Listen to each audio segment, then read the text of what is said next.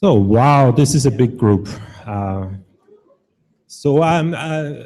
Welcome everybody, good afternoon, to our digital media showcase. A couple of announcements. We are streaming live today. This is the first time we are doing that, and we're essentially watched all over the world. And for those of you that are watching us online, in case you lose the stream, the video is going up soon after the show, so you don't miss anything. For those of you here in the room, you don't need to panic. No need to kind of put out your photo cameras and film cameras. Everything is documented. Everything is going online, and there will be a photo opportunity at the end of the show where we have all the seniors on stage. So you don't have to panic there. And I would also ask you to turn off your cell phones if at all possible.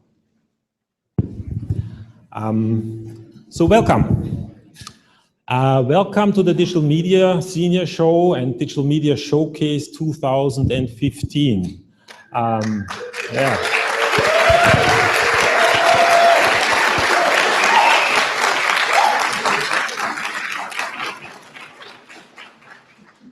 My name is Michael Wagner. I am the department head of the Digital Media Department, and I had the great privilege of teaching senior project this year. And what you're seeing today is essentially the results of a year-long journey.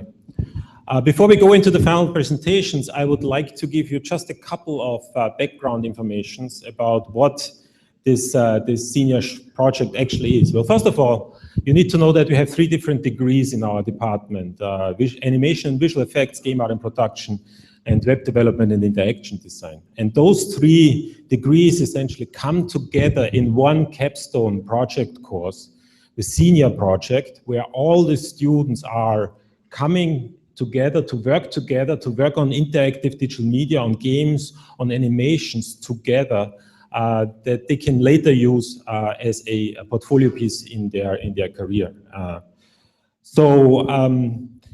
The process starts by forming the teams. This essentially happened for some of the teams more than a year ago. In general, we started about essentially a year before the show. So while, for this year, the senior show marks the end for us as faculty. It's actually no real end, because the day after the show, we're going to start kind of the process for next year. So once the teams are formed, we go into a process by which the teams find their project ideas. They come up with all kinds of things, interesting games, animations, mobile applications, web development things, and stuff like that. These need to be then vested by faculty, so essentially they present in front of the faculty, and the faculty kind of then decides whether or not these teams can go forward. But one thing that we did this year is that each team got one faculty advisor, a dedicated faculty member that was an expert in that particular project area that would advise the team for the entire year. So they come up with a plan on how to do that. Then they go into production, which is a very tedious process that takes essentially many months to kind of complete. And during that production process, something very amazing happens. We all get to learn about what we do and how we do it. And we really kind of try to get to understand how we work together. And for us as faculty, it's also always the kind of an amazing experience, because every time we learn something new from working with our students. And then essentially we get to this day, which marks the end of the senior project, which is essentially the final presentations. Now, one thing that I wanted to add at that point is that while many schools tend to only show their strongest projects in an effort to make them look as good as it possible gets, for us, it's kind of a part of the philosophy to make this not an event about us. This is not an event about Drexel University, it's not an event about digital media, it's not an event about our college. This is an event that celebrates the work of our students. So therefore, every single student that was in the senior project class this year is going to be on stage today. So you're going to see everything, and you will be so amazed how good and how perfect those projects actually turned out to be. So, Having said that, with no further ado, I'd like to have the first team on stage, Malevolence.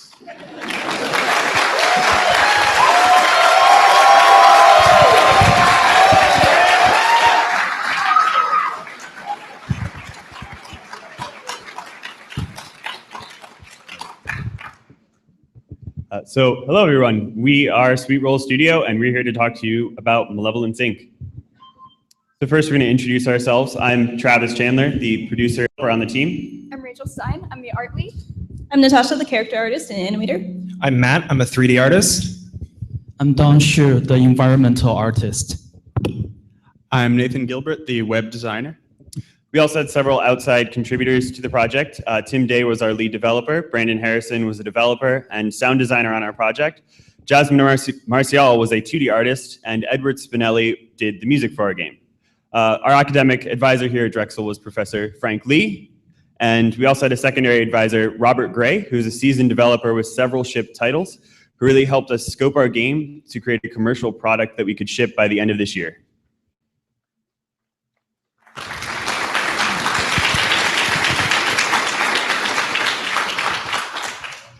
So our game is Malevolence Inc. It is a competitive level-building 2D platformer game where players take the role of competing villains and try to beat their opponents by placing traps in the level and then running through it. The goal of the game is to place traps in such a manner that it's difficult for your opponents to beat the level, but in a manner that it's still easy enough for you to beat it. Each obstacle making the game harder and harder, creating a concept of shared misery. From the start, we really wanted the game to be not just about the game experience itself, but about the social face-to-face interaction between the players. At the beginning of a turn, players get to choose from a menu of traps to place in the level.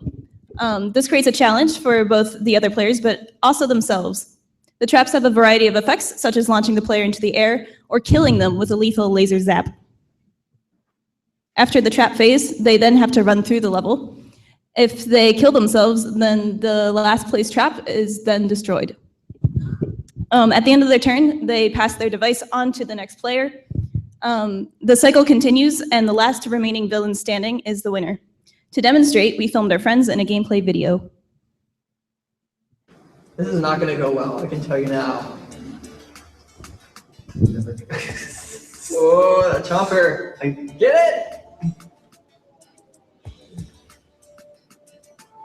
You're always have this game. Oh!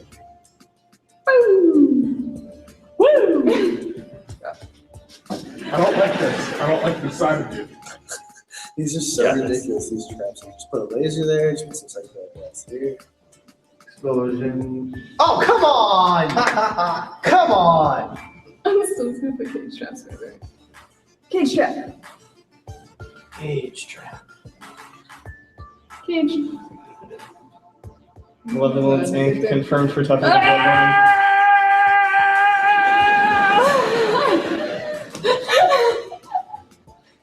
Dude, that's insane.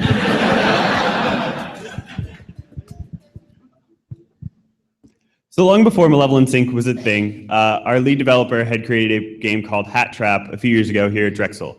When we were coming up with ideas for our senior project and brainstorming, we came across the idea of Hat Trap and thought the concept of placing traps in levels and trying to run through them was a very unique and interesting idea. That idea grew when we saw how popular local multiplayer games were becoming. That's games where players are playing in the same room rather than online with someone they don't see. And how the mobile market was kind of lacking in that side-by-side social interaction. With that in mind, we decided on iOS and Android for our platform and got to work. We expanded the game to allow up to 4 players and gave players a lot more freedom on where they could place traps and how large and expansive their first frames were. We also changed the aesthetic a lot from the original monochromatic kind of old-timey look to this more retro future, brightly colored cartoony style, and created 4 characters that really embody different villain archetypes. The mad scientist, the scheming businessman, the demonic witch, and then the colonizing alien. By mid-December, we have the main artistic theme defined, And then the two characters, the scientist and the witch, were designed and modeled. So in the game, we have 10 functional traps along with 4 designs of the levels available. We also started playtesting with external players. By doing so, we have a proof of concept that we know the idea of the game wasn't just functional, but more importantly, the game was fun. By early January, we had started to hone in on our final look. This was a balancing act between designing for small cell phones as well as larger tablets. We wanted to include as much detail without slowing down on older devices, and we wanted to include as much storytelling and world building in our backgrounds without being distracting to our players. At this point, we also had 2 fully animated and functional characters implemented, and the other 2 were in the process of being designed. By early spring, we had what we called our minimum viable product. This was the first point in which we were comfortable shipping our game with the minimum core mechanics and art in place. However, we were not satisfied with just the minimum. Instead, we added more and more content over the next few months to the point that we now have 24 available traps, 6 environmental sections, and all 4 characters are modeled, animated, and in the game. We also added more customization beyond the starting length, so there is overall difficulty increases, and we have more frivolous things such as big head mode. Now, at the end of production, we spent most of our time getting our game ready to be shipped. This meant playing the game countless amounts of times, looking for all the tiny mistakes, from finding miscolored objects to making sure our characters don't suddenly implode on us. It also meant listening to player feedback and implementing changes accordingly, like sorting our trap shelf into what's lethal and what's not lethal. Finally, we added our own polish, shifting our focus from making the game work to making it better. We optimized our game to run smoother on older devices and added responsive feedback like screen shake and audio cues, as well as various idle and death animations to our characters to help bring out their unique and individual personalities. So there's a lot that makes our game great.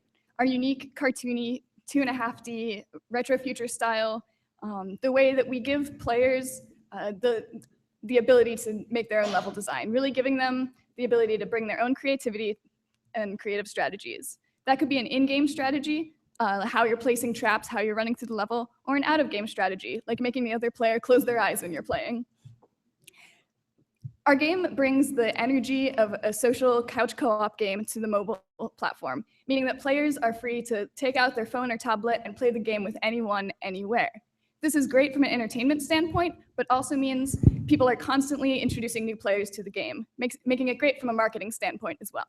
Which brings us to one of the most important parts of our project, the commercialization. So as we've said from the start, we wanted to make a commercial product. We planned everything from the beginning of this project to release the game by the end of the school year. So that meant looking at the mobile market, which was the perfect place for us to ship the game. We had several problems and challenges that were kind of unique to that platform. On these platforms, we had to focus a lot on optimizing the game to work better on older devices so that we could reach a wider audience, along with shortening our deadlines to account for possible delays with the app stores.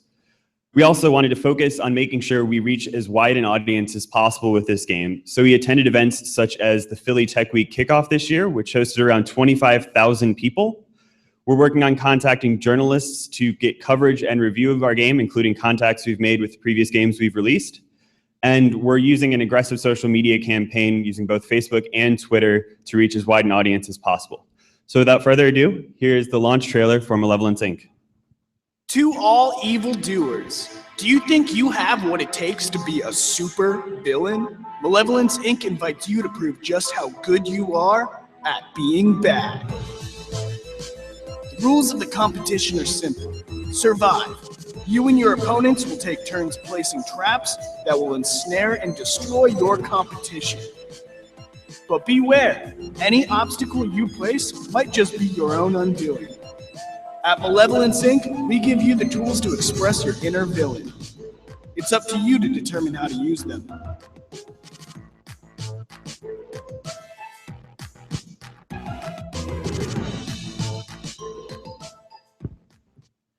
So we are very proud to announce that as of right now, Malevolence Inc. is available for purchase on both the Google Play and iOS app stores. You can go ahead and search for Malevolence Inc. or Sweet Roll Studio on the stores, or go to our website, www.malevolenceinc.com.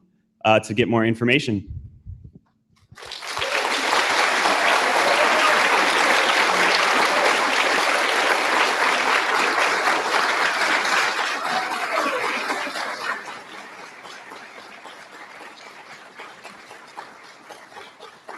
So we'd really like to thank our advisor, Frank Lee, and the rest of the digital media faculty for all of their help, the Entrepreneurial Game Studio, and our executive producer, Robert Gray, for all of his help. And thank you all for being here today.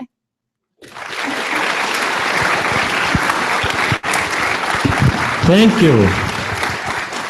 Thank you. That was awesome. And I should have mentioned that everybody who's in here is required to download that game. Did I say that? The Entrepreneurial Game Studio is essentially a very, very unique opportunity for our students to really commercialize the game while they're already kind of in studying. Now, you are a little too shy. Please come on stage. So,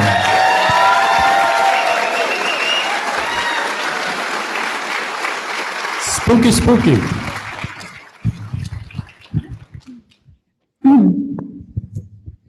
Hello, everybody, and thank you so much for being here with us today, especially everyone repping the spooky purple shirts. Thanks for that.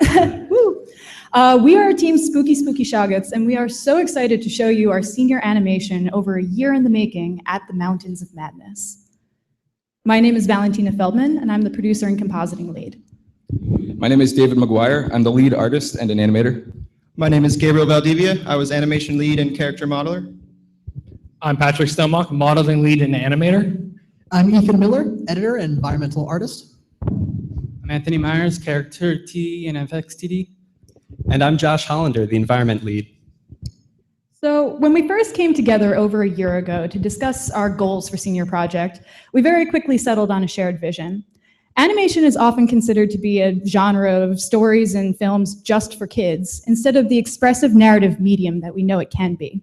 So we set out to produce an animation that was darker in its tones and themes, but still retained the lovable characters and vivid environments expected from an animation. Enter H.P. Lovecraft. Many have dubbed him the father of modern American horror. Lovecraft's work explored cosmic horror and nihilism on the edge of the human perception. His story, At the Mountains of Madness, follows two explorers looking for their friend in the frozen wastes of Antarctica. One of our main difficulties in adapting Lovecraft's story to animation was bringing the 60-page novella down to a 9-page animation. However, after a summer and fall term of script writing and roughly, 15 rewrites, I'd say we finally achieved that goal. Of course, a script is a long way from a finished animation, so we quickly had to get down to work. We started by producing storyboards for each shot in our film, making multiple iterations for each version of the script. From there, we decided to paint some of the storyboards to establish a color palette and mood in most of our major sequences. We also took time to finalize the designs of our main protagonists. Meet Dyer and Danforth. A major focus of this project was to capture the difference in these characters' personalities and explore how this creates conflict between them within our narrative. Dyer is a seasoned explorer from a long family line of academics, and he's loath to indulge in outlandish speculation. He can be blunt and stubborn at times, but he cares deeply for his family and research team. So we designed him to look more like forward-thinking by using kind of thick and angular designs kind of noted in his nose and chin. Danforth, on the other hand, is a young graduate student with an open and impressionable mind. As Dyer's assistant, Danforth tends to get drawn into adventures against his will, but he's a brilliant student and has a timid heart, so we designed him to be more awkward by using kind of rounder facial features and long, goofy proportions. Now, one of the things that interested us about this story was that it was an opportunity to do a period piece. This presented some unique challenges, so we spent hours and hours researching Antarctic and Arctic expeditions of the 1920s. We trawled the web for images and articles, collected anecdotes from expeditions, and even went in person to check out a Fokker tri-motor airplane at the Henry Ford Museum of Detroit. From sealskin to tent poles, we're confident that we have accurately reproduced such an expedition. And to give our characters a vibrant world to live in, we produced 7 environments, ranging from a mountain range larger than the Himalayas to an ancient alien city. We developed an entire society based off an imagined alien culture and used that to inform the development of both the city and artifacts that Dyer and Danforth encounter throughout the animation. There's a heavy emphasis on five-sided geometry, Fibonacci spirals, and social hierarchy evident in the city, leading up to the central massive spire. Overall, we really wanted to capture Lovecraft's original vision from his novel, and for that we turned to one of his great inspirations, Russian painter Nicholas Roerich. Roerich's, his paintings are often vibrant dreamscapes with grand scale and bright colors, and it proved to be a very good inspiration for our animation.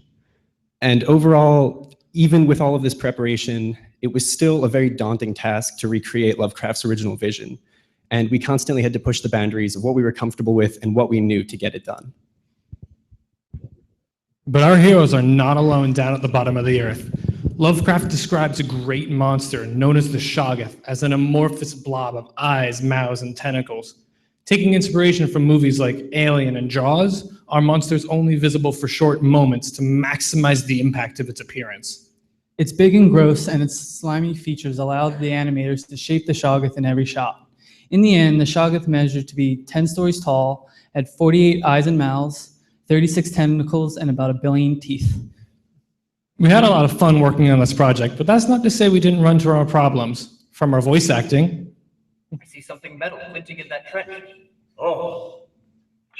No, to some bad hair days, to pushing our characters far beyond their limits.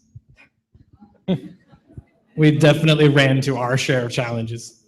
Of course, when things were going great, we had quite a pipeline set up. We're going to show you a finished shot real quick.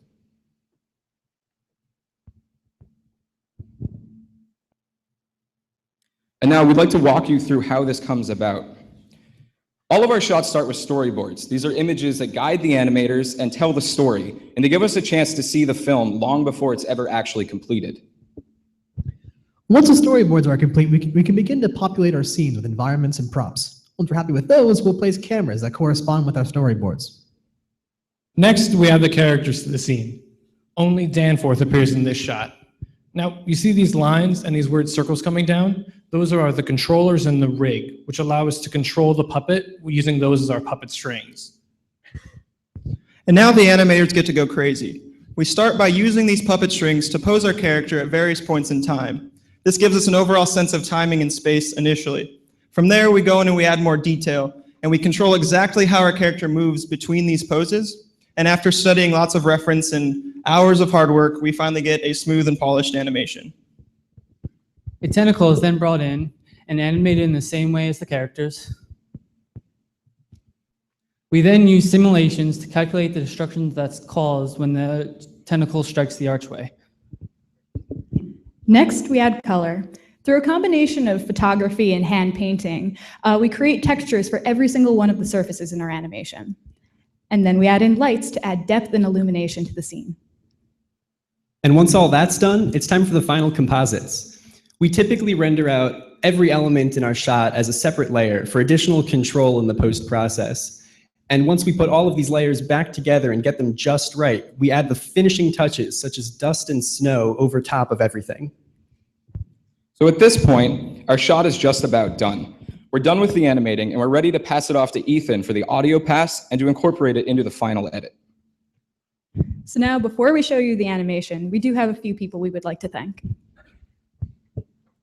So making a 9-minute animation is a daunting task, especially for students, and none of this would have been possible without the numerous contributions of multiple talented individuals. We'd like to take that moment to thank them now. We have our advisor, Nicholas Yashushin. We have our director, Michael Wagner. Our voice talent, Dean Jones as Dyer, and Connor Bem as Danforth, and Andrew Hunziker as Lake. Our composer, Len Miller. Our illustrator, Isaiah Santalone. Our audio guy, Dominic Zapala, and Dave Moriello, Jeremy Fensler, and all of the faculty who helped make this happen. And then all the other people, friends and family. You guys too.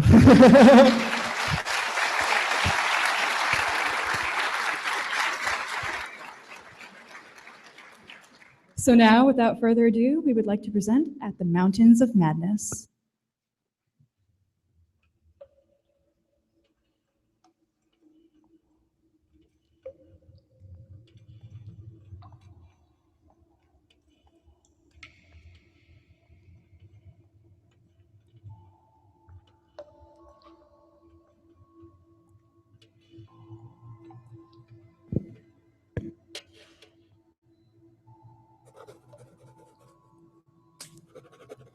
Blake, get over here. You have to see this.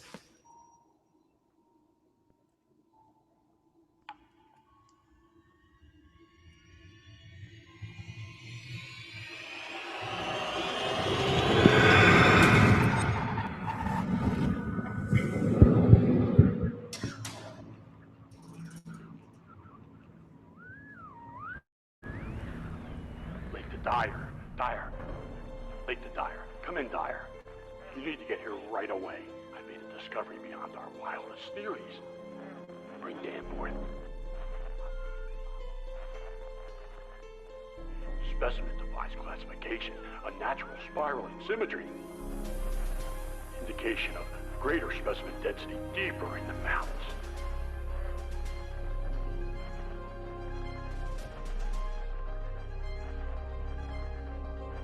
I propose further expedition once it's blasted and climate weather clears.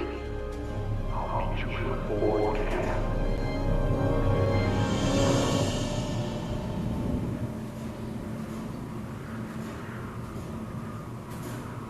Beyond your uncle's wildest theories? What on earth do you think he found? That's Professor Lake to Danforth. I thought he was smart. No wonder we hadn't heard from him. Lake! Lake! Lake! It's Lake.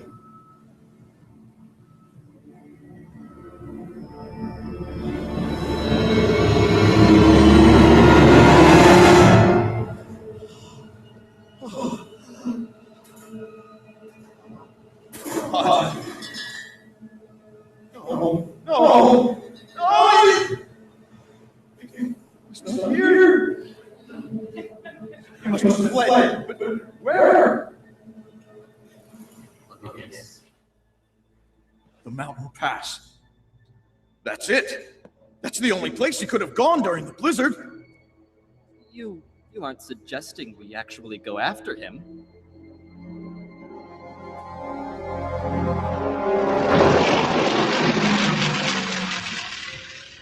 We need to go back to base camp, form a proper search party, We don't have time. My uncle is out there, alone. And he's the only one who knows what happened back there. How do we know he's alone? What about this?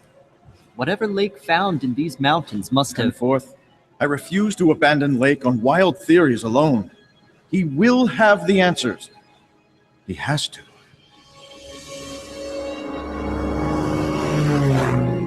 My God! Danforth, look! Oh. Incredible. There are no records of any human civilization in the Antarctic. I'm not convinced this is human. I see something, metal, glinting in that trench. Good eye, Danforth.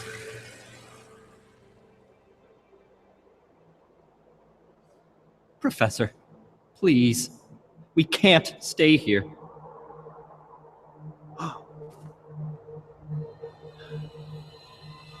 Something's not right about this place. We know he's just been through here. We must be close.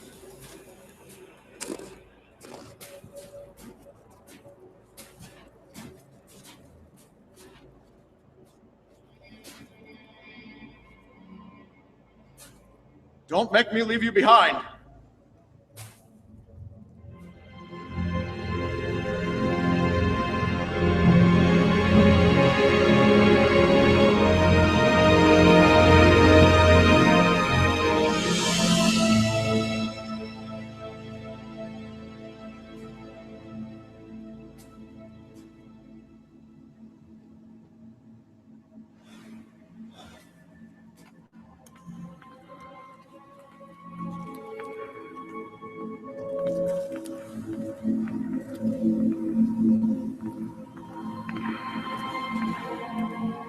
Milky Way? 40,000 light years from galactic central point, calculating for gravitational spin. This doesn't make any sense. These constellations, they're all wrong. This place, it isn't human. This is no time for sightseeing. We need to find Lake. Lake? What does Lake matter in the face of all this? That man is like a father to me, and I'm not leaving here without him. We don't have time. These star charts are from vantage points light years from Earth. The monster lake. What monster? Just look around you. They're here, all over the walls. This was their city. You're starting to lose it. Listen to yourself. For once, you listen to me. Open your eyes. We are never going to find Lake. This discovery, it invalidates everything we know. Our history, our biology, none of it means anything anymore. Lake doesn't matter. We don't matter. Mankind doesn't matter.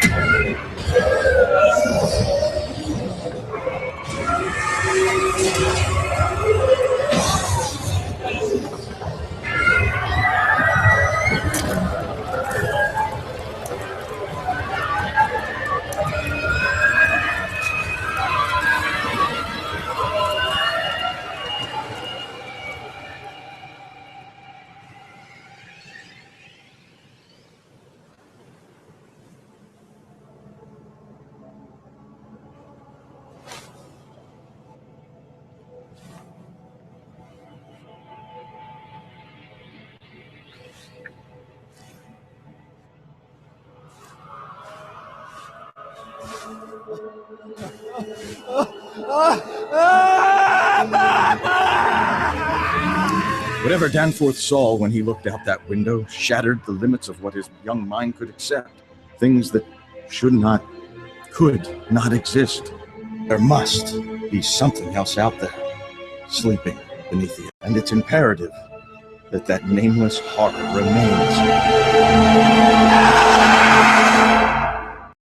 undisturbed.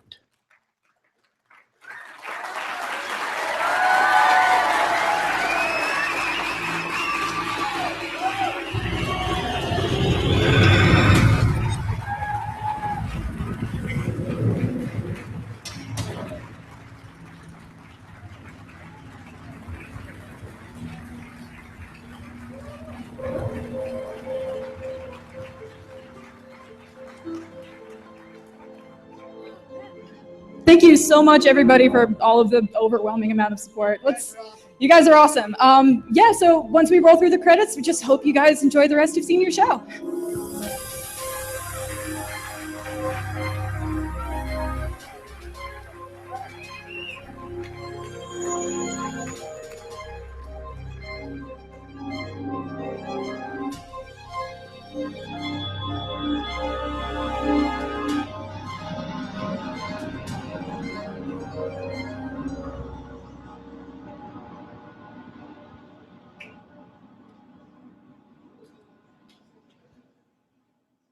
So that was pretty amazing, huh? This was the longest animation that our student team ever attempted here for a senior project, and until maybe 2 weeks ago, most of our faculty were completely convinced they're not going to pull it off.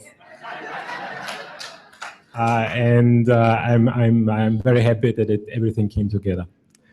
Okay.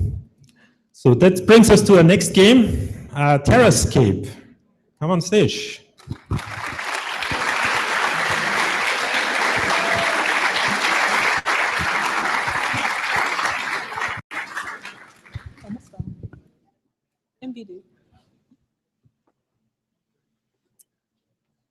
Hello, everyone. We're Set's Desert, and we're going to be talking to you about our game today, Terrascape. I'm Jamila Barnett. I'm the lead texture artist. I'm Mike Romeo. I'm the lead animator and modeler. I'm Alex Otemi, lead programmer. I'm Jeremy Lewison, lead screenwriter and texture artist. I'm Nicole Lupo, the project manager and lead concept artist. Our team is also supplemented by Ben Lerner from the computer science department, who is one of our programmers.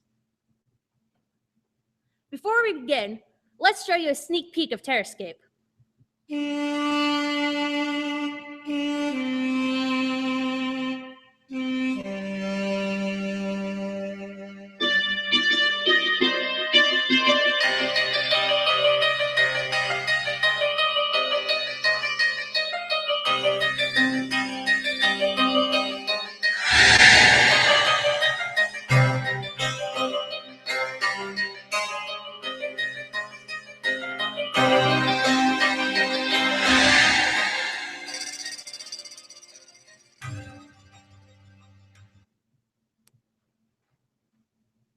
Terrascape is an exploration adventure game. The player must embark on a journey and travel through an alien environment while the landscape offers a number of difficult challenges that they need to get across. However, the player also has the ability to acquire various tools in order to help them shift the environment to their need. Unfortunately, the environment isn't the only problem that the player can encounter. Strange creatures, unknown to any of the inhabitants of Terrascape, have any idea what these are, and they have now risen and have now roaming the lands of Terrascape. The player must use their wits in order to survive through this now changed world. The story begins with a group of colonists that have come from Earth in order to colonize this planet. However, during the course of their colonization, they released and awoken an ancient creature slumbering beneath the planet's surface. Strange tremors began to occur once this happened, and now the planet is falling apart. This large cataclysm has caused a number of creatures to rise from the ground and wreak havoc on all the land. And it's up to the player to figure out what is happening in this now destroyed environment. So the player assumes control of Zenobia, a young environmental researcher out on her first field job when the tremors began. Separated from her colleagues, she now embarks on a journey to find them and seek out the answers to what is going on.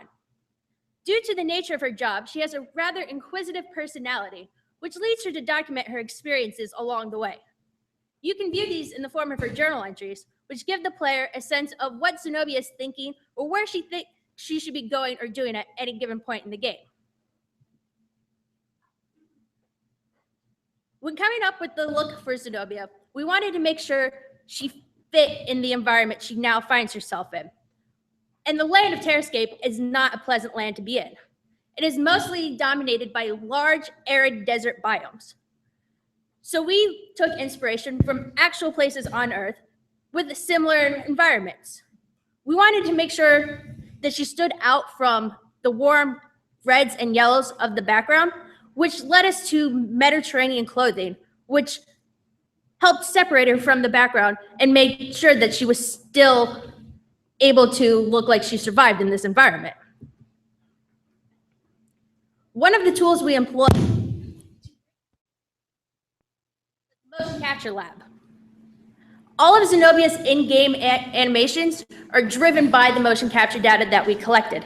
And yes, that is our own Jamila in the motion capture suit.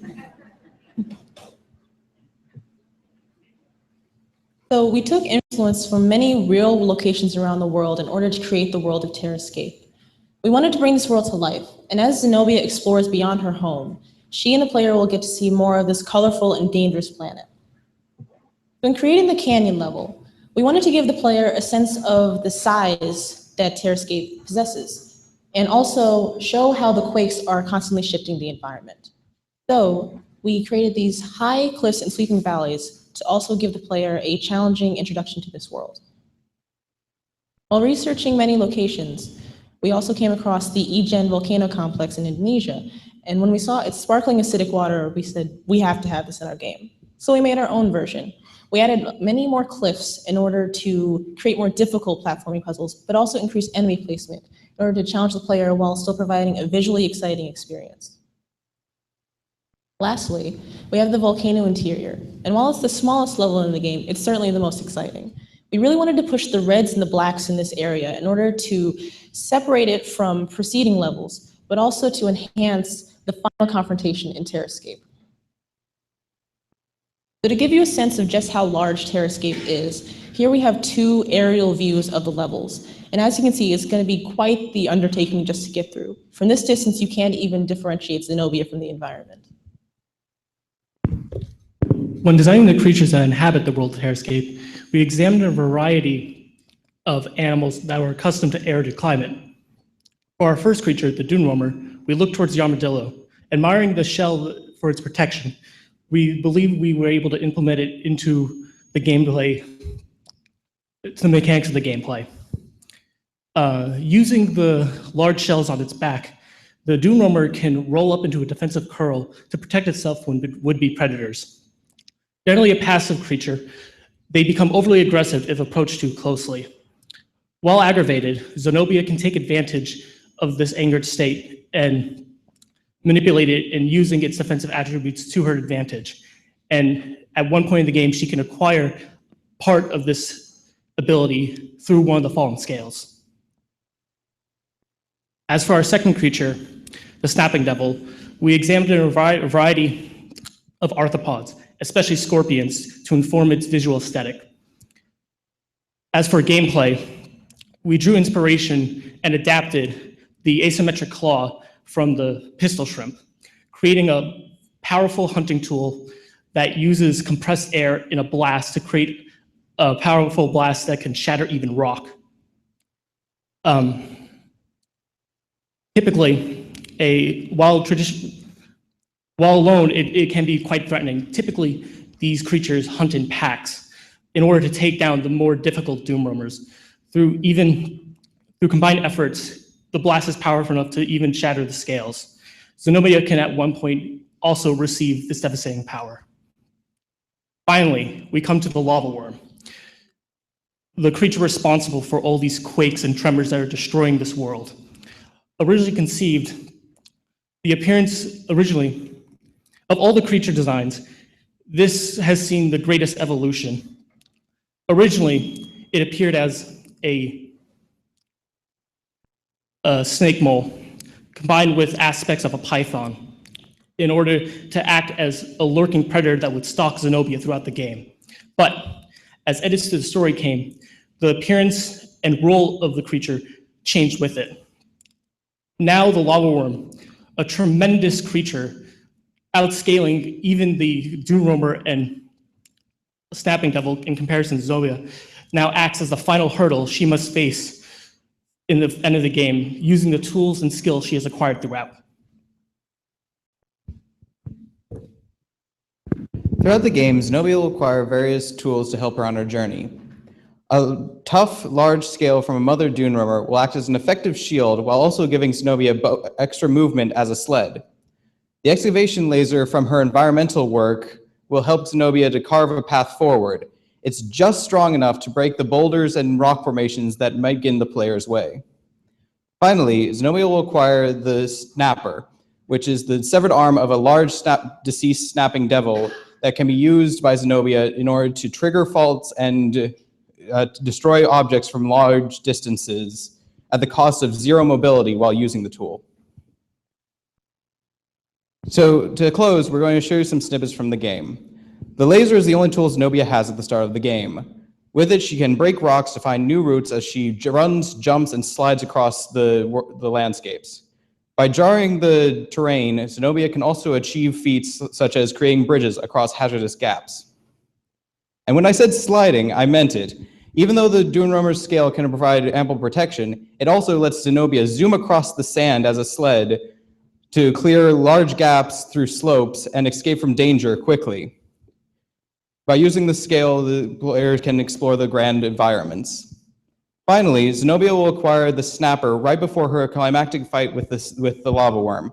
By using the Snapper in the volcano to jostle the walls, the player will cause the ceiling to fall down, crack and fall onto the creature, putting an end to it and the massive tremors that it's been causing. Through careful planning and persistence, Zenobia will be able to stabilize the planet of Terrascape before it falls apart.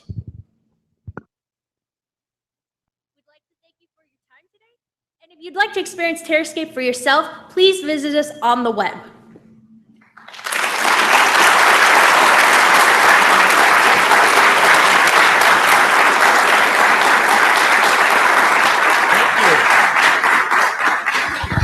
Oops, thank you. We have a lot of cool technology and usually kind of students are a little bit scared to use them, and I'm very happy that this group actually kind of used our motion capture stage. You know, it's a big thing. Okay, so Conspicua.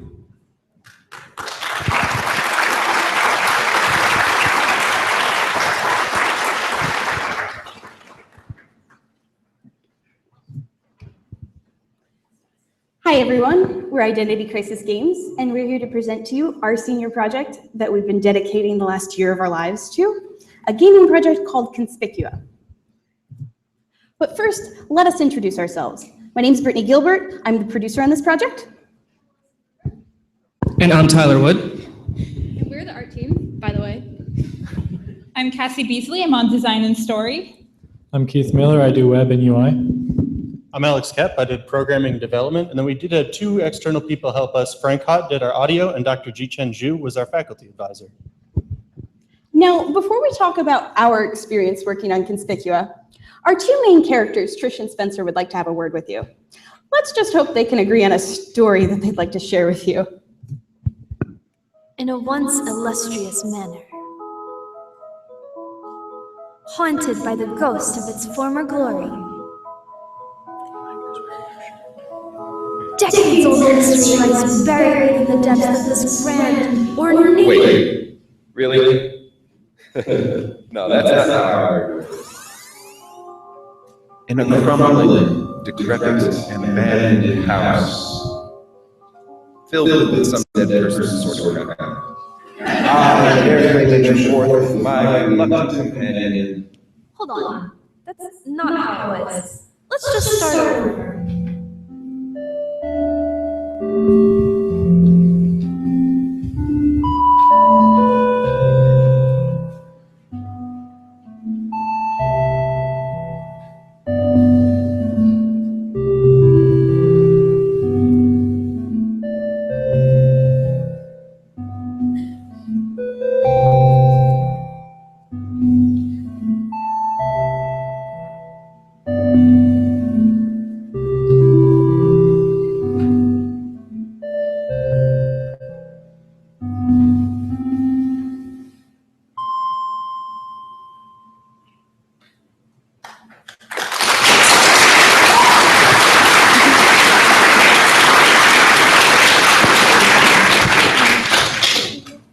Everyone views the world with a different lens. The way the world is shaped is based on a unique perspective. This is built upon countless personal experiences and the path one takes in life.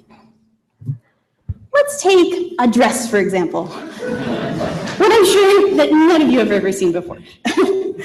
One person sees the colors of this dress as blue and black, while another swears that it's white and gold. Two very different perspectives on the same object. But what if, instead of fighting with each other to prove who is right with our different perspectives, we use these different worldviews to work together? Do things like, solve mysteries, solve puzzles? This is the concept we wanted to explore with Conspicua. Two subjective views working together to uncover one narrative mystery. Now, the idea of subjective views has been explored in mediums such as film and literature, but we had really never seen it in a game before. So what we decided to do was create a 3D mystery adventure game featuring two very different teenagers who decide to explore their local abandoned mansion. Throughout gameplay, players must switch between these two character perspectives in order to uncover the answers behind this local mystery. Now, the idea of two different character perspectives is kind of a broad topic. How exactly did we plan to communicate these character-dependent differences to the player? We decided to set 3 design goals for ourselves. First, we wanted to incorporate visual and audio differences in each character view. This means every time the player switches characters, the environment visuals will change around them to reflect the character they're playing as. This also includes a new set of audio and unique music for each character view. Secondly, we wanted 2 narrative interpretations of the same underlying story. For example, our characters might pick up the same journal entry. One character interprets it as, the woman writing this sounds, like she was haunted by a ghost. Wait, that must mean this house is haunted. Well, the other kind of reads it a little differently. He reads it as, the woman writing this sounds pretty crazy. All this ghost stuff must be made up. Lastly, we wanted each character to have their own set of unique physical and mental gameplay abilities based on their skills and interests. This means that the game can't be completed in just one character view, encouraging our core concept of 2 different perspectives working together to achieve a common goal. Now we have these design goals for ourselves in order to communicate the character worlds to the player. It was time to build the actual characters. And thus, Trish and Spencer were born. Yes, so these are our final character designs for our playable characters, Spencer and Trish. We actually created the character personalities first, and then we built designs off of those traits. So as we designed these characters, we really wanted their traits to sort of come across through their distinct color palettes in their design. We also needed to make sure that we have characters that remain instantly recognizable throughout both 2D and 3D representations. Various 2D representations you'll see within our game through cutscenes, such as this image before you, thumbnail to final. And the 3D versions you'll obviously be seeing as the actual avatars in the game as you explore 3D space. So we went through this process of bringing these 2D character designs into the 3D world, and the result of which looks a little bit something like this. This is our final character model for Trish. We really wanted to make sure that a lot of detail went into the model, making sure that it was as close to the original character design as possible, while at the same time, we wanted characters that were in and of themselves very distinct, not necessarily the kind of characters that you normally see in video games today. But so much for that. What about the actual personalities themselves? Here are our final characters, Trish Wake and Spencer Barrett, as they appear in the game. Trish Wake is herself quite adventurous, so as you play as her, she is very willing to go throughout the house, get her hands dirty. She's not afraid of the creepier areas of the house at all. She's also quite optimistic, so as you play as Trish, you'll notice that the environments around you get brighter, more colorful, and on top of that, she's also well-read, meaning that as she interacts with objects, she tends to read into the deeper meaning of things, more so than Spencer would. But on the other hand, Spencer is a bit cautious. He's not as likely to explore every single corner. He's a bit critical, which means that when you play as Spencer, the actual areas of the house will look a little bit darker, creepier. He tends to notice the harsh reality of things, but he's also very handy, which means that he can interact with objects in ways that Trish can't. He can maybe merge them with other objects or merge them with the environment, and together they use both of their unique abilities to help solve puzzles. And these are just a few of the traits that you'll see within our game. So exploration in the game takes place within the Parker Manor, a source of local legend on the outskirts of town. Once owned by a rich family, decades ago they went into seclusion before the entire family disappeared following a house fire. Once Trish and Spencer make it into the building, they begin to find artifacts left behind by individual members of the family. Of course, the stuff you own doesn't provide a coherent picture of who you are as a person, so it's up to them to try to fill in the gaps and figure out what this family was feeling in the last months before they disappeared. So when we set off to build the Parker Manor, we wanted to get an idea as to what kind of rooms we wanted to include, all the while researching Victorian manors and abandoned places to get an idea as to how the house might look. From there, Melissa created some really nice concept art, which detailed everything from full interiors to bay windows and candelabras to really set the bar in terms of the type of ornateness and the type of polish that these objects might have. And also, we created some digital paintings, which were basically some of the objects you've seen previously, which would bring them together in a space before we started working in 3D. Now, one of the first steps in working in 3D is creating what we, gray boxes, although we thought it looked a lot better blue. It's essentially the idea is the same, where we use boxes and cubes and spheres and cylinders to really represent the objects in-game to get an idea for the layout and size of all of the different rooms in the house. Before we would then go in and create more detailed models to populate the scenes with and prepare it to be textured. Now, then we created some base textures, but remember that both the characters see the house differently. So we use these base textures as a starting point before we would then push it to be more vibrant for Trish and then more gritty and gross for Spencer. And then we would finalize the process by lighting it and adding really meticulous changes towards the game to create the really beautiful scenes you see before you. So now that we've seen how the game was built, games need to be played. So we're going to walk you through one of our levels, the intro level, in fact. We're going to start in the foyer, which is the first room in the house, and it's relatively short and relatively simple. It mostly serves as an introductory point for players to the game and help get them accustomed to the tasks that they're going to be expected to perform throughout the rest of it. So we start off as Spencer, and as you notice, it's very dark, but that's because the lights are off. And that's the first puzzle that you're required to solve, is you have to get the lights back on so you can actually explore it. Spencer notices some very obvious sparks coming from a corner of the room, which helps guide the player towards their first objective. Inspecting the fuse box, Spencer finds that it's in all sorts of disarray, and wires are shorting out left and right. But he's a handy guy, so we're going to see if he can figure something out and try and get this game going. Heading back into the room, Spencer begins to look around, and he notices a shoe cabinet. He'll go and inspect it, and inside, find a shoelace in one of the abandoned shoes. Figuring that he can use a shoelace or two to straighten up the fuse box and keep the wires from arcing together, he heads back over and prepares to begin his handiwork with the electrical work. Voila, the lights are back on. At this point, the camera automatically switches to the Trish to introduce the character switching mechanic and get the player in as Trish so she can explore the brand new lit room. Trish begins her process of poking around and trying to figure out what she can find, and then she'll find our first story item. These aren't really puzzles to be solved or required to finish most rooms. They're simply tidbits and facts of information about the family that lived here. Both Spencer and Trish will weigh in with their own banter and dialogue and try and discuss what they think it meant and what it meant to the family. At this point, Trish figures, well, she'll give Spence a chance at the room too. He did light it after all. And Spence heads in. As you notice, the scene dynamically changes, and Spence's room appears much darker, moldier, and much more gross. Spencer notices something that Trish didn't that interests him, an old World War II medal, and once again, they have their discussion over what it might have meant to the family. At this point, Spence notices something else. There's a portrait on the wall of the family, but it's been defaced by a symbol that he does not recognize. He figures, well, Trish might know some weird things about this, so let's get her back in. We switch back to Trish's much brighter version of the foyer, and she heads over to this painting that Spencer found. She realizes that she does, in fact, recognize the symbol on the painting. She thinks that it's there to ward off ghosts. This gets Trish all excited, and with her newfound burst of energy and ghost hunting prowess, she wants to get off and explore the rest of the house, thus finishing the first room in our game.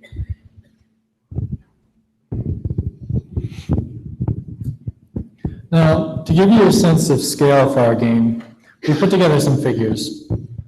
First off, there are 6 rooms that are fully explorable and richly detailed, each one of them being pretty much its own level to itself. Now, to fill these rooms, we made about 185 object models. And because our characters see these objects differently, we had 394 different textures for these models that you switch in between while you're playing. This was also a very long game. In our play testing, the average play time was well over an hour, which is far longer than any game we had made before. From concept to final product, we spent about the last 332 days on this. And we have a fairly small team, 6 core members with no outside developers or designers. And we've met our fair share of troubles along the way, just random acts, to where we had a running joke about having a curse on the game, including 4 hospitalizations and various other miscues. And so we had a running counter. This was probably a record at 32 days until yesterday when our audio guy had his house struck by lightning and he lost some of his equipment. So, but yeah, the most important figure to our game that we're most proud of is our 2 characters and their different personalities and the different worlds that they inhabit. Oh, yeah, we're also on the web. You can check us out at conspicuagame.com. You can see the trailer again. You can learn a little bit more about the game. You can download the game for Mac and PC. You can learn more about the characters with descriptions. You can see more about us, the team. And last of all, you can see some of the concept art we worked on while we were developing the game.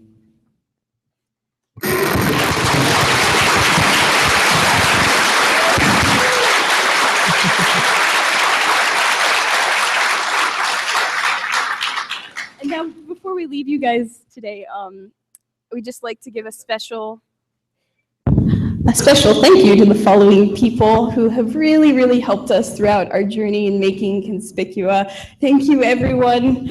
And lastly, thank you for your time in watching the making and our journey of Conspicua. We hope to see you out on the expo floor to get your perspective of Conspicua. Thank you, everyone.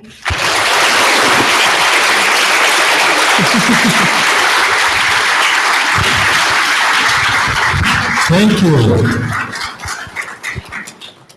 It's rather unusual to have a game with such a long playtime. So that's, and quite honestly, also the topic is very interesting. I now could kind of do a 2-hour lecture on epistemology and why there can be two different types of realities, but I'm not going to do that. Instead, we're going to move to the next game, Transcend.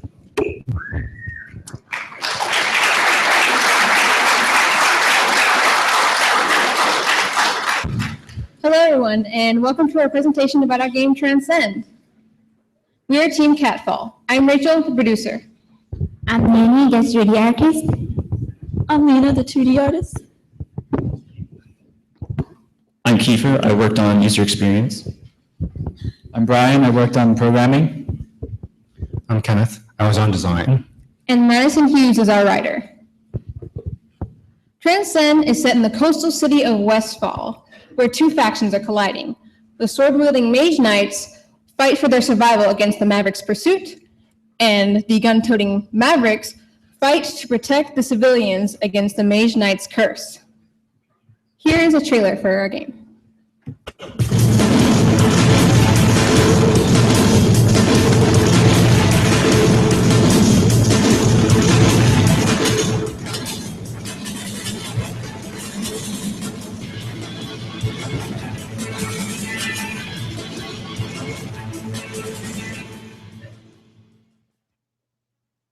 There are two factions in Transcend, the Mage Knights and the Mavericks. The Mage Knights are afflicted with a curse that allows them to teleport, a skill that takes time to master. The fear of the mark causes the government to form the Mavericks, who are outfitted with the latest technology to take down the Mage Knights and protect the frightened civilians from them. The Mage Knights have the ability to teleport even through walls, but this ability must be honed in order to be used effectively and with much less risk. Being unwelcome almost everywhere, even by their own families, they must survive either on their own or with others like them. The Mage Knights use whatever scraps they can find to create armor and weapons to shield themselves against adversaries, especially the Mavericks. The Mavericks were created to get rid of the menace known as the Mage Knights. This special military force was formed by the Queen of Westfall, who harbors hatred against the curse of the Mark. At great expense, mechanical grappling hooks and guns are developed to match the Mage Knights' transcendent speed and swords. Highly trained, the Mavericks hunt down the Mage Knights to wipe out the curse and the chaos it brings, so that they can return peace and order to Westfall. Westfall is a large tiered city on the cliff that facing the ocean. In Transcend, action takes place in the open markets in city's lower level and the mine that cut deep into the cliff. The city and its mine at the Westfall is the maze of the open area and cramped tunnel. Maverick can freely swing around the open areas, but are limited in winding tunnels where Mage Knight can freely teleport through the wall and floor and escape. Choosing where and when to battle becoming an important skill in Westfall. In a way that is simple to learn but difficult to master, both factions can move with transcendent speed. The Mage Knights can teleport through walls and across the city in search of escape and safety. The Mavericks, with their mechanical grappling hooks, can swing up walls and across rooftops in hot pursuit. Both factions can attack each other using their various weapons. The Mage Knights, with their mark, can teleport up to people and slash at them with their blades. The Mavericks, with their long-range tri-blast guns, can use their grappling hooks to put distance in between them and their enemies while still getting a shot in. Whether your opponents are next to you on the couch or across town, the battles in Transcend can unfold in many ways. Deathmatch is an all-out fight to see who can rack up the most kills. Westfall Ball has players struggling over control of the ball and in running a lap around the city market or the mines. Reverse Tag is a game of cat and mouse. The player who is it must escape from the other players for as long as possible. Across Transcend's network, players can battle each other freely and join and leave as they please.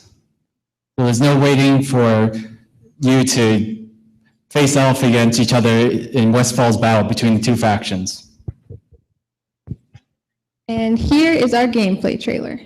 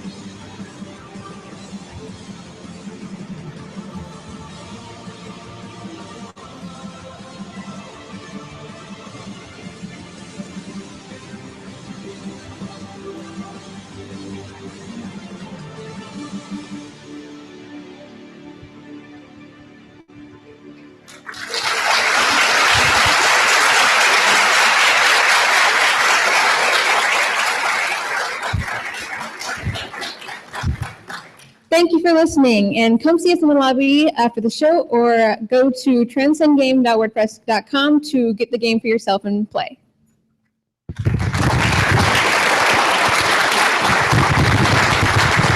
Thank you. The one thing that's always striking about that game is it looks so much fun, and it actually is. So after the show, please go. If you haven't done that yet, go out there, play all these games. They're really, really, really cool. And I don't know, whenever I'm talking, the people don't want to come to stage. Jura.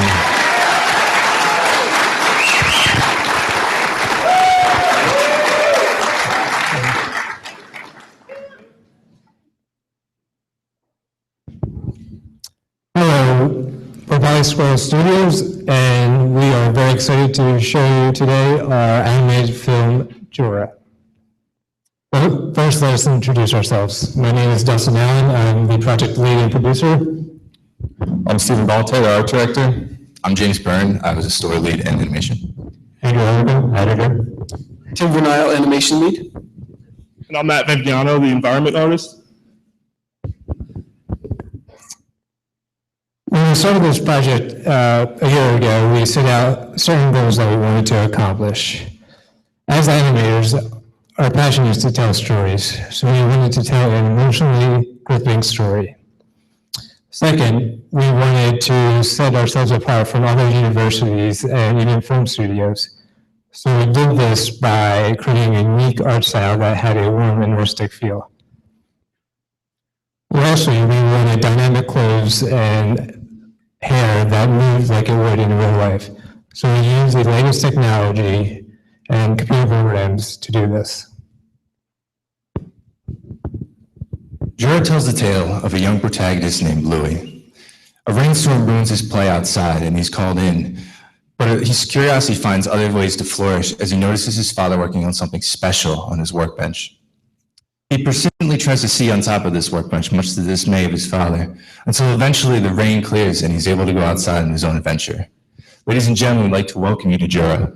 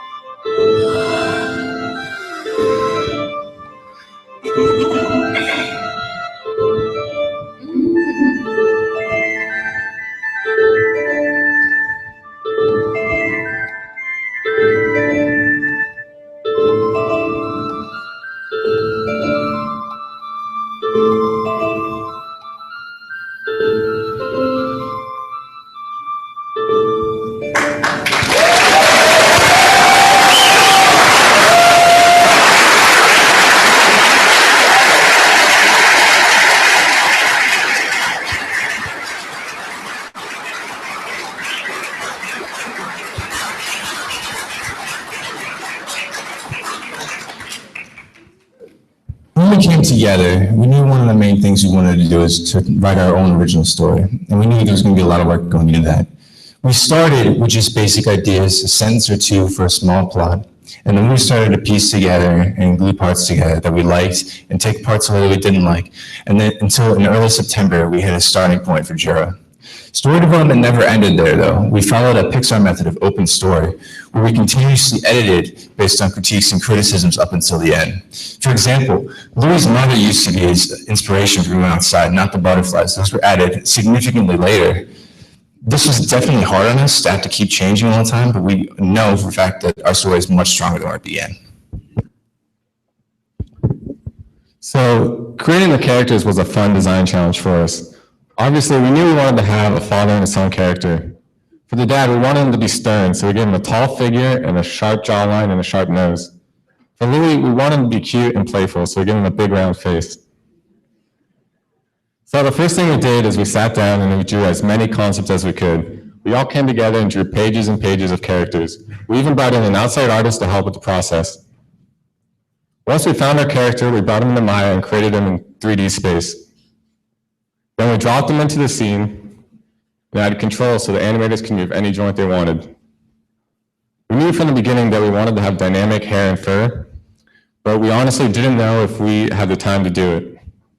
So it became a huge challenge for us, but in the end, it had a huge payoff. So here's our final characters.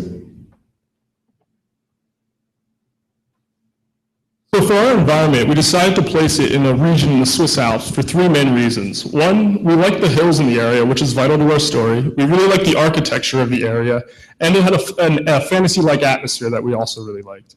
So the first thing we did was go on Google Images and find things that we both liked and disliked about the area. And then we made our first illustrations of the place. This is where we blocked out where things go so that it matches the story. This is what it looks like in 3D space next, and then this is what you see in Maya, and then this is our final render. So this is the second interior, or the second environment, the interior of the workshop. Here we tried to replicate an authentic 19th century workshop by researching the tools and the furniture style that you would see here.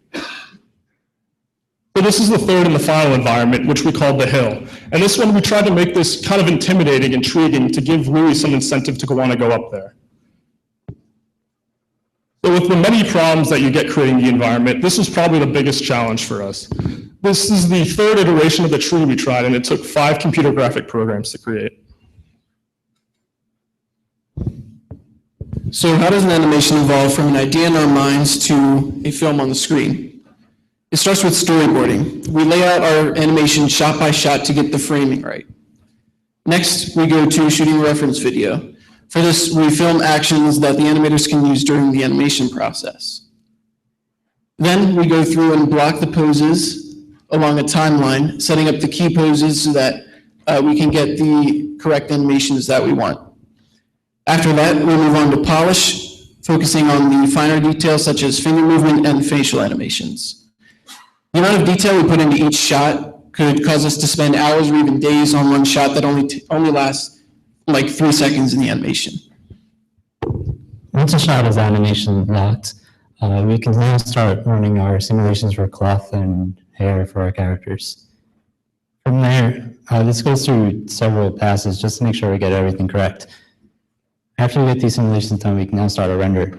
These take minutes to hours for a single frame to finish. It was essential for us to optimize each and every shot so we can make this as fast as possible. From there, we can now start our compositing. In the compositing shots, we can now add rain and butterflies.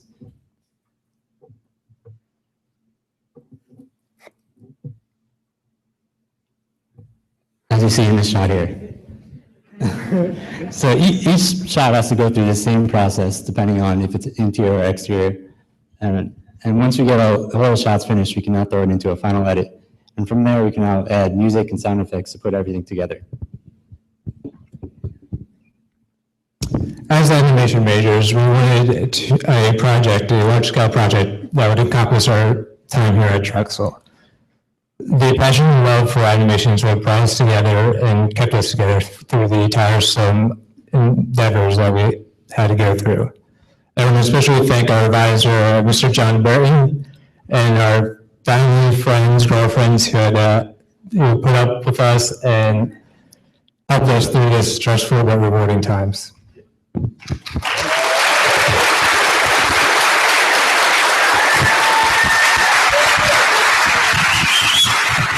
Thank you.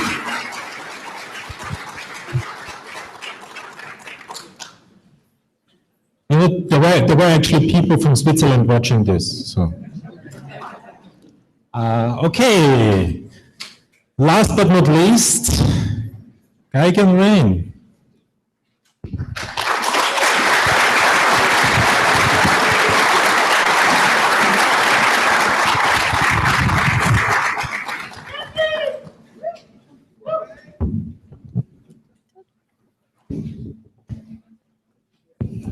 Hi everyone, we are Whalehouse Studios, and today, what a shocker, we are presenting our senior project, Gygan Reign. Our team is composed of 11 students, 6 digital media students, 3 computer scientists, 1 business, and 1 music. Our advisor is Stefan Rock. We would like to give special thanks to Dr. Michael Wagner and digital media faculty for providing their expertise throughout this experience, the other digital media senior project teams for providing their unending support, and our fans and family who walked us through this very treacherous journey. Gygan Reign is a casual player versus player strategy game for PC and Mac where players compete online in massive wars waged with simple orchestration. Seize victory by defeating the other player's Gygan, these large, gargantuan creatures that serve as your base. Implement unique strategies simply by manipulating these paths and leveraging units with distinct abilities. Gygan Reign delivers control with minimalist design so you can focus on complete and utter domination.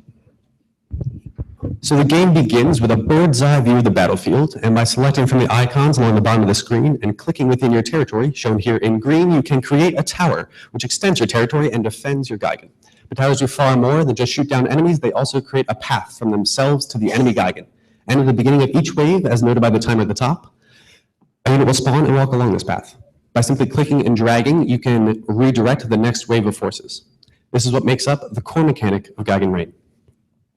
In designing it, we focused on a great deal of simplicity and ease of use. We want players to always know what they're doing, and so the constant and consistent paths provide that visualization. Additionally, whenever players are drawing a path, a circular range indicator will appear to show them exactly how far that unit can shoot. This allows players to make informed decisions without having too much clutter to the screen. Now, towers last for a certain amount of time. This is noted by the blue inner ring surrounding them. It counts down from wave to wave, and when it depletes, the tower turns into a super unit, barreling across the battlefield with increased health, damage, and range. Knowing when super units are going to appear is a key part of some of the more advanced strategies, and something that players pick up as they become more familiar with the game.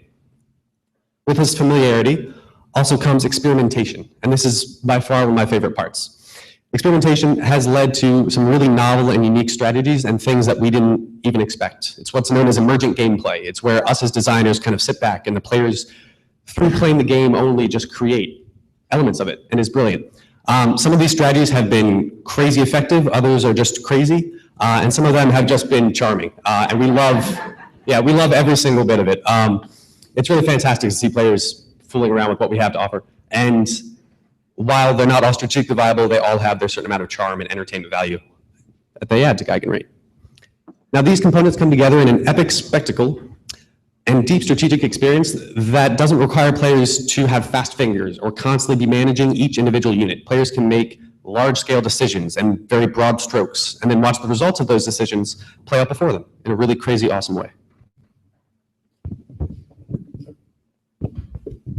So designing the Gygans was a fun challenge for Desiree and I, 2 different artists with 2 unique styles. John set the visual for our game with a story about these larger-than-life creatures called Gygans who fight for dominion over a land of immortality. Gifted with the power of creating life, these Gygans battle each other by using their creatures for attacking and defending. So in the beginning, our styles conflicted a lot. Mine was more monstrous with sharp features. And mine was more docile with round features. As you can see, keeping a consistent art style between Henderson and myself was a challenging task. On top of that, each Gygan was supposed to be created from its own unique organic material. So the first Gygan we designed was Ari the Bloodthirsty. Now, his design set the tone of the visual for our game. Now, since Augur is the warmonger amongst the Gygans, we wanted to exaggerate the ideas of speed and aggression with his spiky shell, carapace, and other sharp features.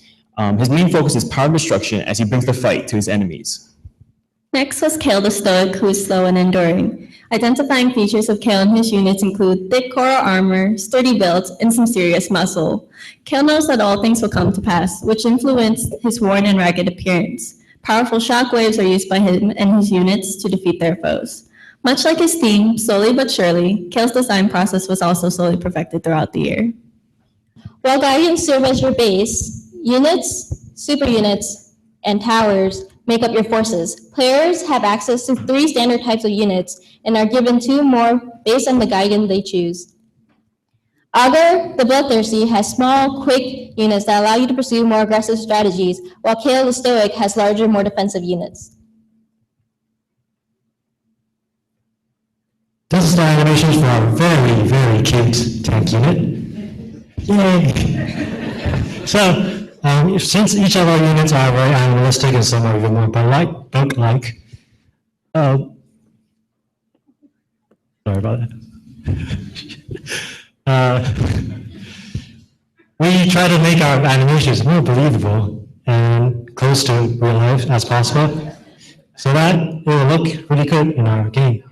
And at the same time, to add on to our animations, we exaggerated our animations just to make our art style more consistent and how to make our things more comical in a game.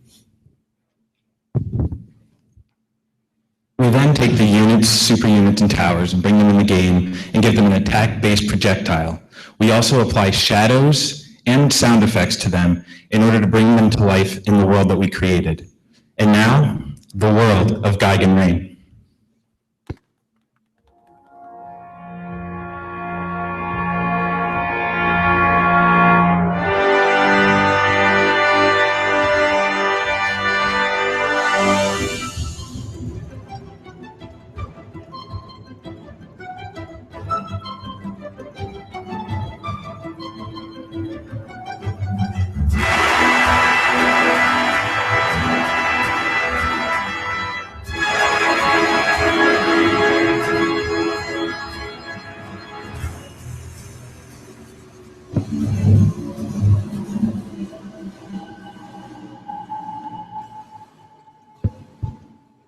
We would like to give a shout out to Ethan Miller from Spooky Shaggots for creating our trailer.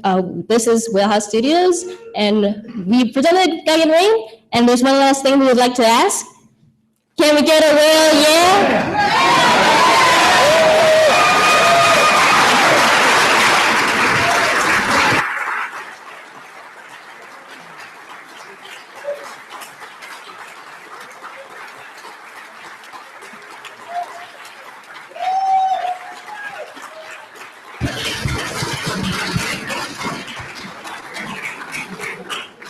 So for the last 2 years, we have been invited by Intel to represent essentially Drexel University with one game at the Game Developers Conference, and in both cases, members from that team represented the department at GDC. So that's a big thing.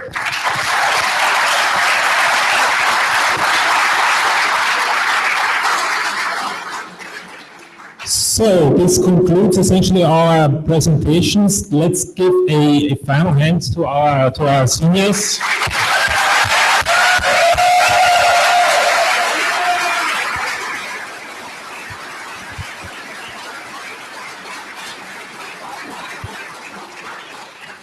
I would also like to thank our faculty who did an amazing job in guiding our students coming to these final projects. I think you agree with me, they're pretty great. Every project turned out very, very well.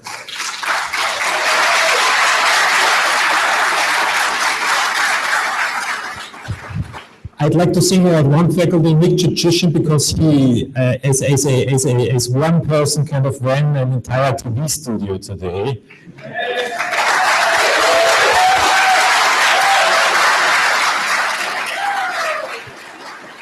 I also like to thank our administrative assistant, Daphne, and the college assistant, Lisa, for helping us in making that event public. Thank you.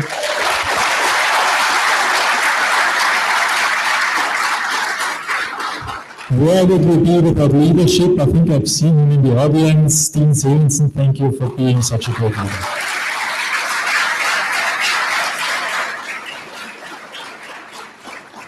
And finally, our tech support, running these the render farm things and kind of having all the computers run all the time is a huge challenge. So making sure that everything is running smoothly is very, very important for us. Thank you.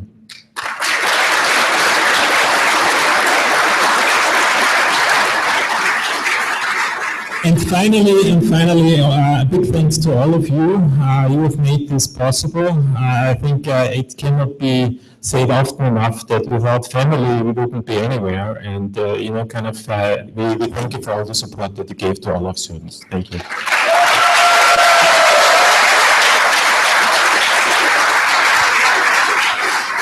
So there's just one final thing to say. We have some additional food. You won't believe it, but there's still food out there. You can play all the games. All the games are available, so you can download them or purchase them.